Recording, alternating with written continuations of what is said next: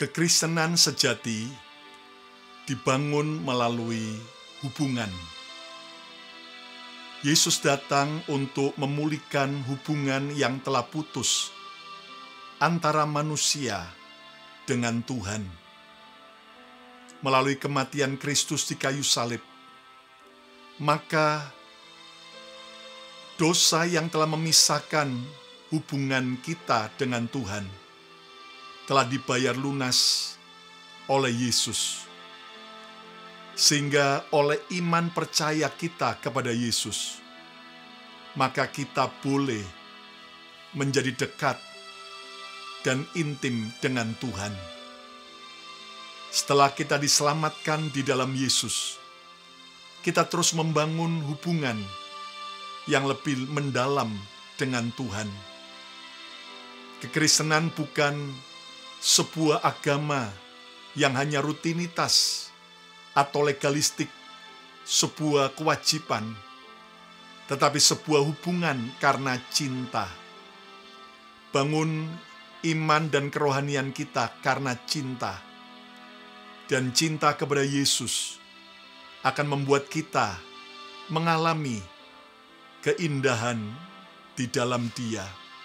Hari ini jika Anda percaya, coba katakan, aku mau lebih lagi mengasihi Yesus. Coba ketik, aku mau lebih lagi mengasihi Yesus. Selamat berjumpa kembali semua sahabat Mezbah Mujizat. Salam sukacita, salam kebahagiaan, dan salam mujizat. Hari ini, sebelum kita belajar firman Tuhan, kita akan bersama-sama memuji dan menyembah Tuhan. Dan jika Anda diberkati oleh program Mezbah Mujizat ini, jangan lupa Anda share kepada teman-teman Anda komen yang baik, serta subscribe YouTube channel Bethany Miracle Center, dan juga pencet like-nya, jempolnya, sekarang juga. Bersama dengan BMC Worship, mari kita naikkan pujian penyembahan kita.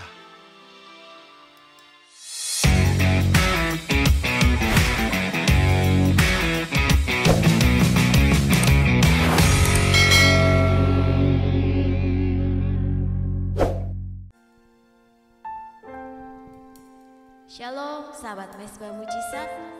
Agung dan besar karya Tuhan dalam hidup kita anak-anaknya. Tetap bersyukur sehingga rencana Tuhan yang selalu digenapi dalam hidup kita. Haleluya, amin.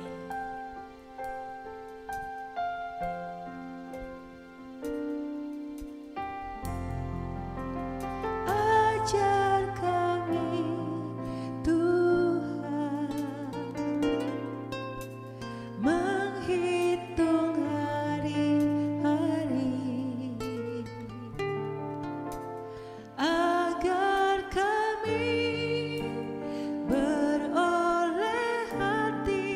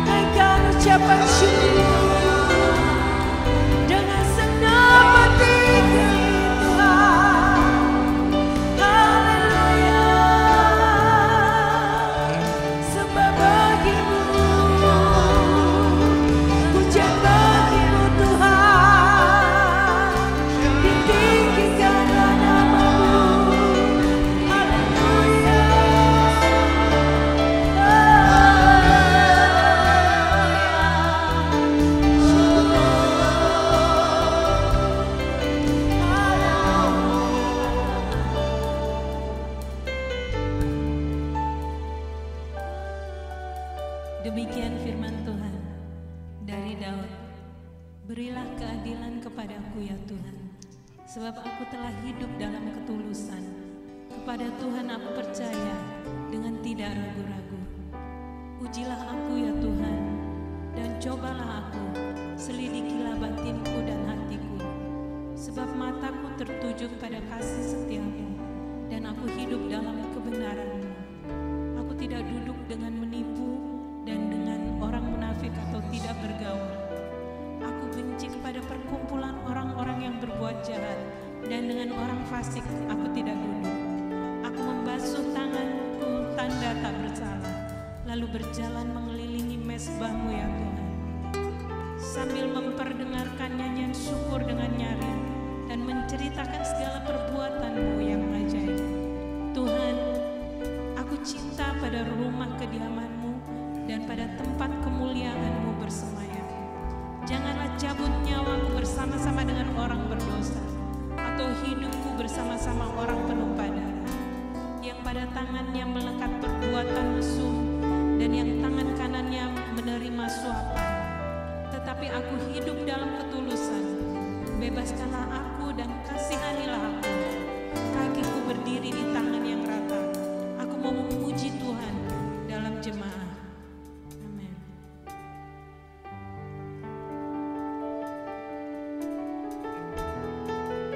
Kau layak kami puji, kami sembah Tuhan. Kami tinggikan Engkau Yesus. Layaklah Kau Tuhan, dipuji dan disembah dengan segenap hatiku. Layaklah Kau Tuhan, dipuji dan disembah dengan segenap jiwa ragaku. Mari katakan, hanya Engkau yang layak dipuji dan disembah Tuhan. Engkau yang duduk di tahta Tuhan. Dengan jiwa kami Tuhan, kami menyembahkan Engkau. Layaklah Engkau Tuhan, dipuji dan disembah dengan segenap jiwa ragaku. Mari kita sembah Dia lebih lagi.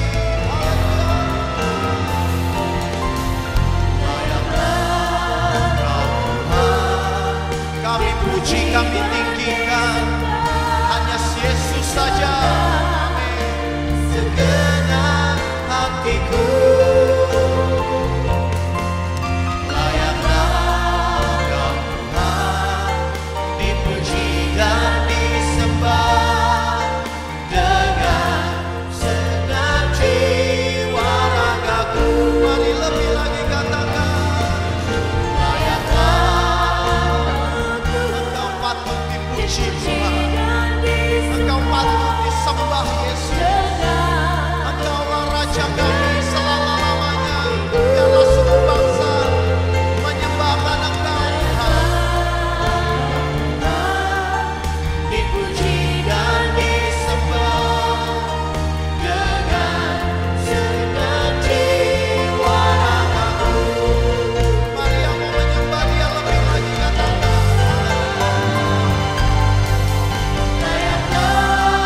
Kau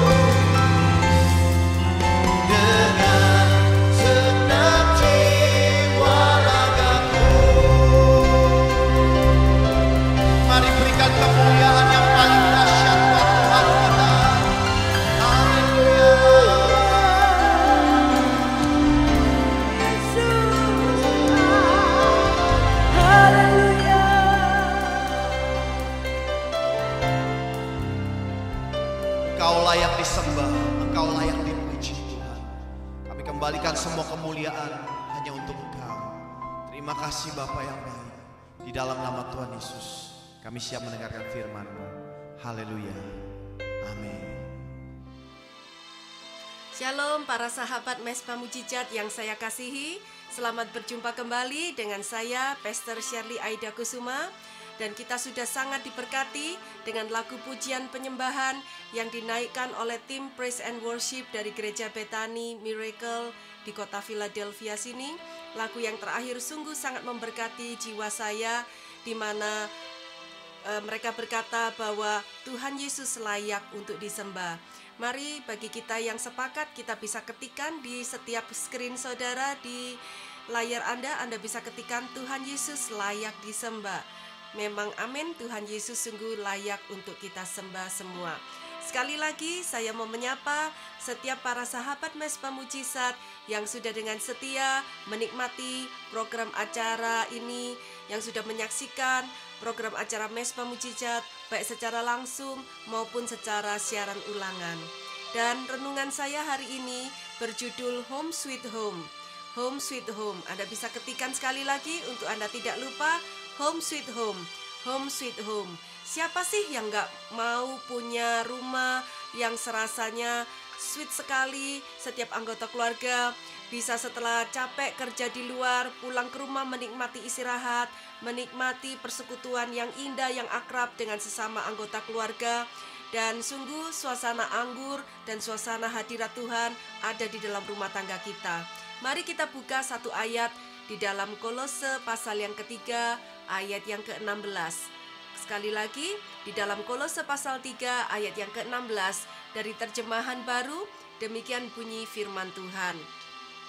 Hendaklah perkataan Kristus diam dengan segala kekayaannya di antara kamu, sehingga kamu dengan segala hikmat mengajar dan menegur seorang akan yang lain, dan sambil menyanyikan mazmur dan puji-pujian dan nyanyian rohani, kamu mengucap syukur kepada Allah di dalam hatimu. Yang percaya katakan amin. Saya mau menceritakan satu kisah nyata. Setelah masa pandemi ini baru saja usai, kami sekeluarga yang tadinya terkunci, terkungkung di rumah, tidak bisa kemana-mana, akhirnya kami mendapatkan satu kesempatan untuk bisa pergi berlibur sebentar ke sebuah kota yang dekat dengan di mana kami tinggal. Dan kami memesan satu hotel dan kami tinggal sekeluarga di satu kamar di dalam hotel tersebut. Pengharapan kami seperti yang sudah-sudah pengalaman kami sebelumnya menginap di hotel-hotel, pasti akan mendapatkan jasa pelayanan servis yang selayaknya seperti hotel-hotel yang bagus. Seperti kamar akan dibersihkan setiap hari oleh petugasnya. Namun kenyataan yang kami terima bahwa kami setelah sekian lama tinggal beberapa hari di hotel tersebut, yang kami terima tidak sesuai dengan pengharapan yang kami harapkan akan jasa pelayanan hotel tersebut. Apa yang terjadi saudara-saudara? Selama beberapa hari kami tinggal, kamar itu tidak pernah dibersihkan satu kali pun. Kalau kami tidak pernah memintanya di resepsionis yang ada di bawah.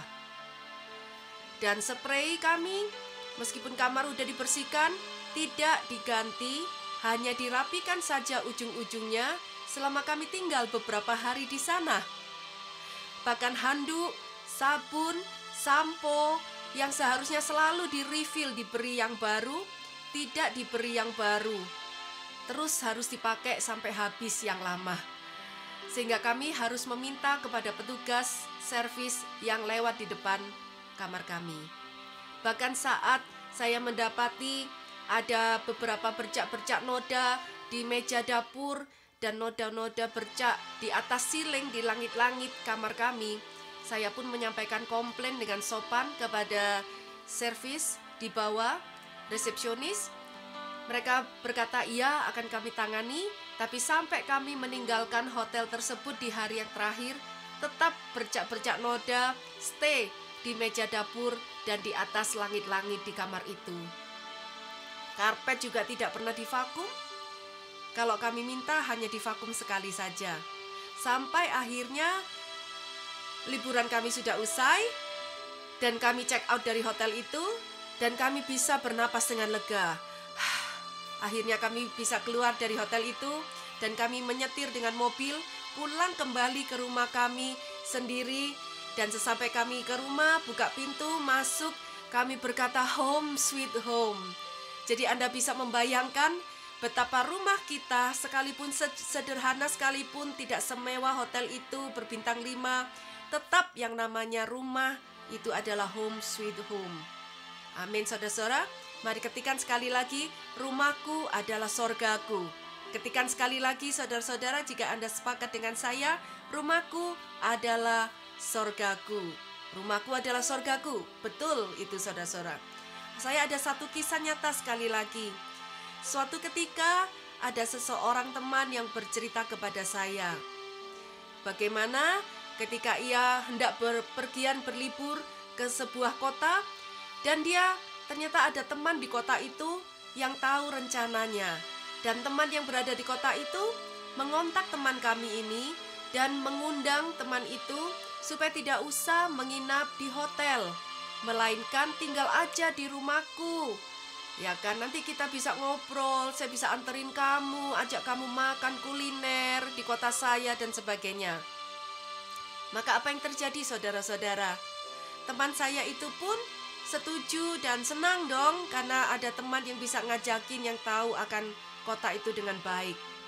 Ketika harinya tiba dan teman saya udah datang di depan rumah temannya, ia mengetok pintu sekian lama, dia memencet bel rumah itu, tapi tidak ada yang membukakan pintu. Seakan-akan rumahnya kosong, tidak ada penghuninya. Sampai teman saya itu harus berdiri di depan rumah sambil mengetok dan mengebel pintu rumah sampai sekitar 10-15 menit. Baru terdengar ada langkah kaki orang yang mendekati pintu depan rumah dan membukakan. Teman saya ini berpikir, wow, pasti temannya yang menyambut. Ternyata apa yang terjadi saudara-saudara? Dia tidak mendapati temannya yang membuka pintu. Tahukah saudara siapa? Seorang pembantu rumah tangga yang membukakan pintu rumah dan memberikan sepucuk surat yang katanya berasal dari pemilik rumah itu. Dan setelah dibaca, isinya pemilik rumah itu teman dari teman kami. Dia sangat meminta maaf karena ada keperluan yang mendadak sehingga ia harus pergi ke tempat yang lain dan tidak bisa bertemu dengan teman saya tersebut. Kemudian teman saya itu pun masuk. Mungkin dia berpikir, wah, mungkin ada keadaan yang darurat atau emergency. Dia pasti kembali. Kemudian pembantu itu menunjukkan di mana letak kamar tidur teman saya, kamar mandi yang bisa dipakai, serta dapur dan meja makan. Dan pembantu itu pergi meninggalkan teman saya. Akhirnya teman kami itu pun masuk ke dalam kamar, dia taruh koper-kopernya dengan rapi, dia buka, dia mandi, dan kemudian dia berganti baju, dia turun makan. Dan ternyata pembantu itu sudah menyiapkan makanan yang lezat. Dan pembantu itu meminta maaf, dia harus segera pulang ke rumahnya sendiri, karena ternyata pembantu ini hanya bekerja harian saja dari pagi sampai sore, dan dia tidak menginap di dalam rumah majikannya. Dan selama seminggu, teman kami itu hanya tinggal seorang diri saja di dalam rumah yang bagus itu. Tidak ada teman yang menemani untuk ngobrol, ataupun teman yang menemani untuk berjalan, ataupun teman yang menemani dia untuk kuliner dan jalan-jalan di kota itu. Dan dia sangat merasa tidak nyaman dong tinggal di rumah itu seorang diri, meskipun rumahnya cukup bagus dan mewah. Maka setelah seminggu berlalu, dan pemilik rumahnya pun tidak pernah sekalipun menelpon ataupun mengontak menanyakan kabar teman kami, maka teman saya itu setelah hari liburannya selesai, segera dia mengemasi barang-barangnya lagi. Dia pun merapikan kamarnya, dia memberikan sepucuk surat mengucapkan terima kasih. Kemudian dia keluar dari rumah itu dan pulang kembali ke rumahnya sendiri. Dan teman saya berkeputusan untuk tidak mau lagi menginap di rumah kawannya tersebut, meskipun rumahnya bagus dan cakep sekali. Demikian pula hari ini, seperti yang sudah kita baca di dalam kitab Kolose.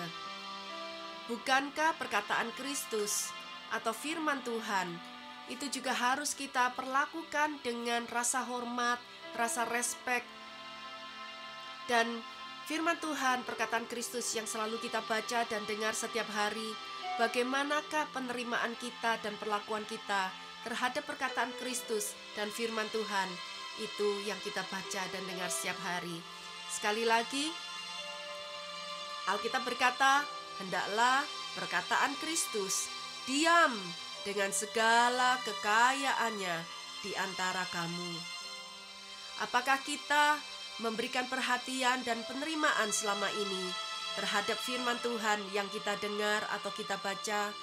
Ataukah kita seringkali cuek dan memalingkan muka dan memalingkan hati kita, menutup pintu hati kita ketika kita menerima teguran dari firman Tuhan yang kita dengar maupun baca? Ataukah apakah kita hari ini mengizinkan firman itu untuk berdiam di dalam diri kita dengan segala kekayaannya, sehingga firman Tuhan itu merasa nyaman dan merasa begitu diinginkan oleh diri kita? Atau apakah kita bersikap menyambut firman Tuhan itu dengan segala rasa syukur, segala rasa hormat, segala rasa pengagungan, serta kita memberikan tempat prioritas yang terutama bagi firman Tuhan untuk berdiam di dalam hati dan pikiran kita? Mari yang setuju, ketikan bersama-sama, saya mau memberi prioritas bagi firman di dalam hidup saya. Ketikan sekali lagi, saya mau memberi prioritas utama bagi firman di dalam hidup saya. Ketikan sekali lagi, saudara-saudara, saya mau memberikan prioritas utama bagi firman di dalam hidup saya.